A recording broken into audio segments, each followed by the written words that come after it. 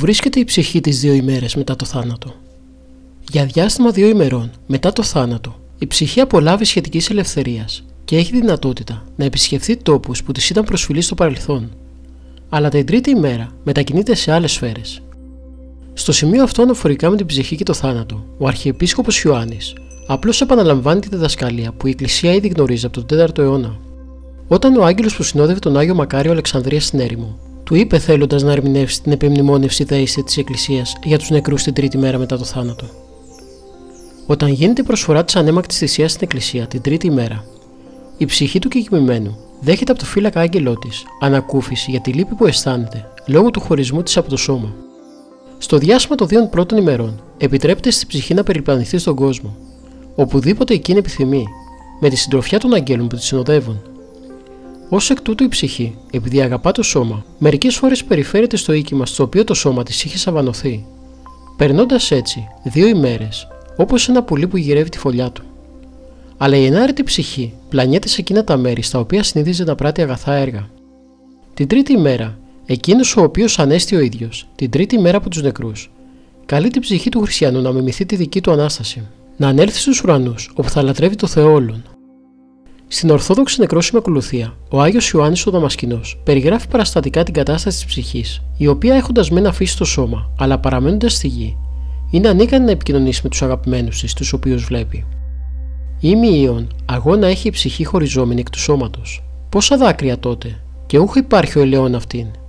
Προς τους αγγέλους τα όματα ρέπουσα, άπρακτα, καθηκετεύει προς τους ανθρώπους τα σχήρας εκτείνουσα, ούκα έχει το βοηθούντα.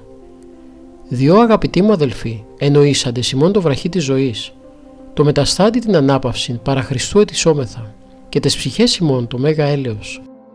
Σε γράμμα του προς τον αδελφό μιας αποθνισκούσας γυναίκας, ο Ίσως Θεοφάνης ο Έγκλειστος γράφει: «Η αδελφή σου δεν θα πεθάνει. Το σώμα του ανθρώπου πεθαίνει, αλλά η προσωπικότητά του συνεχίζει να ζει. Απλώς μεταφέρεται σε μια άλλη τάξη ζωής. Δεν είναι εκείνη που θα βάλουν στον τάφο. Εκείνη βρίσκεται σε έναν άλλο τόπο, όπου θα είναι ακριβώς το ίδιο ζωντανή όσο και τώρα. Τις πρώτες ώρες και ημέρες θα βρίσκεται γύρω σου. Μόνο που δεν θα λέει τίποτα, και εσύ δεν θα μπορείς να τη δεις. Θα είναι όμως ακριβώς εδώ.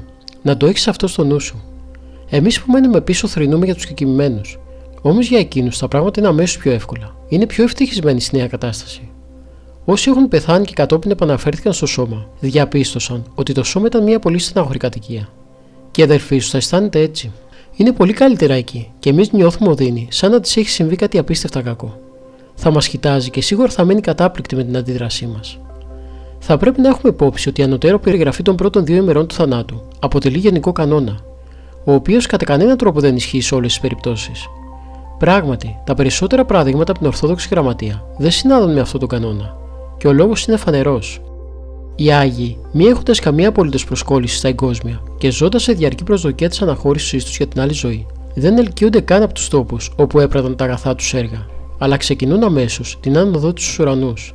Άλλοι ξεκινούν την άνοδό τους πριν το τέλος των 2 ημερών, για κάποιον ειδικό λόγο που μόνο η Θεία Πρόνοια γνωρίζει. Από την άλλη, οι σύγχρονες μεταθανάτιες εμπειρίες, ατελείς καθώς είναι, ανήκουν όλες στον εξής κανόνα. Η εξωσωματική κατάσταση αποτελεί μόνο το ξεκίνημα της αρχικής περίοδου ασώματης περιπλάνησης της ψυχής στους τόπους των επιγείων δεσμών της. Όμως, κανείς από αυτούς τους ανθρώπους δεν έχει παραμείνει νεκρός για αρκετό χρονικό διάστημα, έστω μέχρι να συναντήσει τους αγγέλους που πρόκειται να τον συνοδεύσουν. Μερικοί επικριτές της Ορθόδοξης διδασκαλίας για τη μεταθάνατον ζωή θεωρούν ότι τέτοιες αποκλίσεις από το γενικό κανόνα για τη μεταθανάτη εμπειρία αποδεικνύουν την ύπαρξη αντιφάσεων στην Ορθόδοξη διδασκαλία. Αυτοί οι επικριτές όμως είναι απλώς και μόνο προσκολλημένοι στις κατά γράμμα ερμηνείες.